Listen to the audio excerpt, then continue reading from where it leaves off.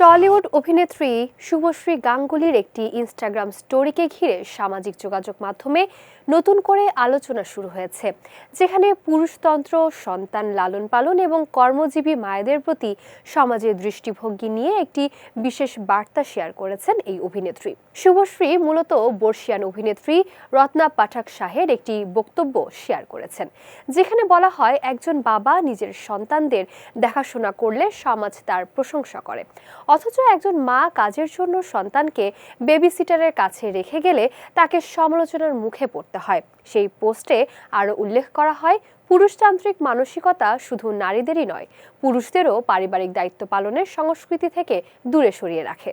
শুভশ্রীর এই পোস্ট সামনে আসার পর সামাজিক যোগাযোগ মাধ্যমে শুরু হয়েছে নানা সমীকরণ। সম্প্রতি অভিনেত্রীর কিছু পোস্টে স্বামী পরিচালক রাজ চক্রবর্তীর লাইক না থাকায় অনেকে বিষয়টিকে এই স্টোরির সঙ্গে মিলিয়ে দেখছেন, যা তাদের দাম্পত্য সম্পর্ক নিয়ে নতুন গুঞ্জনের জন্ম দিয়েছে।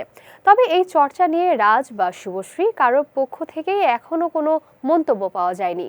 তবে তাদের ঘনিষ্ঠ সূত্রের দাবি, পরিচালক রাজ চক্রবর্তী বর্তমানে সামাজিক যোগাযোগ মাধ্যম থেকে কিছুটা দূরে থেকে ডিজিটাল ডিটক্সে সময় কাটাচ্ছেন। তাই শুভশ্রীর পোস্টে তার প্রতিক্রিয়া না থাকাকে ব্যক্তিগত সম্পর্কের টানাপোড়েন হিসেবে দেখার কোনো সুযোগ নেই।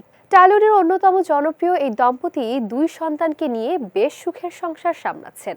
শুভাকাঙ্ক্ষীদের মতে শুভশ্রীর সাম্প্রতিক স্টোরিটি মূলত সমাজে প্রচলিত পুরুষতান্ত্রিক মানসিকতার বিরুদ্ধে একটি সচেতনতামূলক বার্তা, যার সাথে তার ব্যক্তিগত বা পারিবারিক জীবনের কোনো সম্পর্ক নেই।